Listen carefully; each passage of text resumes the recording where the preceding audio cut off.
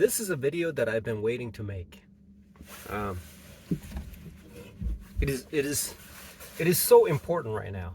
Why is it so important? It is so important because why do stocks move? It's because of events. Events cause the stock to move. There's no other reason.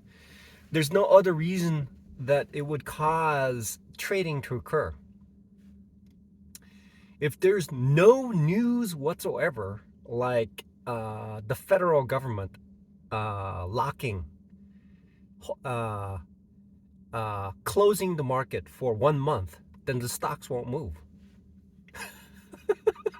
Stock prices won't move, right? So within the time, so I'm looking at the extreme. Okay, so let's look at the extreme, okay? There's two extremes. The stock does not exist, which means the stock price is zero forever, right? So there's no event. Let's say the federal government comes in and locks down the stock for 1 month. Then the stock price won't move for 1 month. It won't. Beneath what's going on, somewhere, there could be some news that are percolating, but it will not impact the stock price because it has been locked. Now, I've covered the two extremes of cases where two examples of where the stock price won't move. But in all cases, even if the stock is moving sideways, it moves up and down in a channel. It moves, even if people say that it doesn't move, it actually does move. It moves in a channel, and events cause the stock to move. So what causes this is very, I even have a book, but I haven't read it yet. I mean, these are catalysts that causes the stocks to move. And I have to categorize what impacts the most in a stock, and based on the severity or the magnitude of the news, it impacts the stock price in a different way. Like just I think it was Friday. Federal Express came out stating that their earnings are hampered by certain economic conditions. What I've noticed is that essentially Amazon is taking over whatever the business they have for or delivering their own goods. They're taking it. They're doing it, which means that it would cut out the deliveries that occurs. And if more and more people purchase things through Amazon instead of buying from other stores, then more and more businesses will go through, and the business of Federal Express and UPS will decline, right along with the U.S. Postal Service.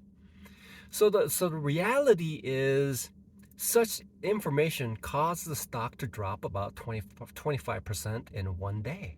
Now these are equivalent to global economic news, but it actually impacts the company itself. And the information causes a certain amount of magnitude of the stocks to move. So I can categorize it and say that one event will be the number one trigger, but it varies based on what the events are, and essentially that's what it is. So I've named, so there's basically four different types of the stocks to move. One of them is global economic news, which varies based on the magnitude of the news, like the Ukraine and Russia war had a significant impact. There's also the economic release notes that informs essentially was when a CPI number is generated, it causes the federal government to react in a certain way, because if the CPI number keeps going up and up and up and up, eventually there will be a cliff. And what the government is attempting to do is round off that cliff by stabilizing the market. When stabilizing the market, it causes the public companies to earn less because they are unable to charge more money for the same goods. And so that's number two in the information, the stimulus that causes the stock price to change. The third part is earnings, again described by what Federal Express is going through. Earnings and warnings and certain situations causes the stock to move in a very, very significant manner. I was thinking of the fourth thing, but so earnings, analyst upgrades and downgrades, and on on a different level. It could be sector plays. Could be doing something, or perhaps there is an uh, influx of certain situations like let's say there are other impacting things such as um, like options expire or triple witching days, or whether on a certain situations causes certain days to be more prone to certain behaviors. Like in a bear market, certain individuals may not wish to hold things over the weekend, and Fridays may turn out to be truly a day when the market actually drops, as well as on a Monday, on a bear market, for the stock to actually also drop as well. So these are things that impacts the stock. So the way that I need to understand is to have a picture, a greater picture of the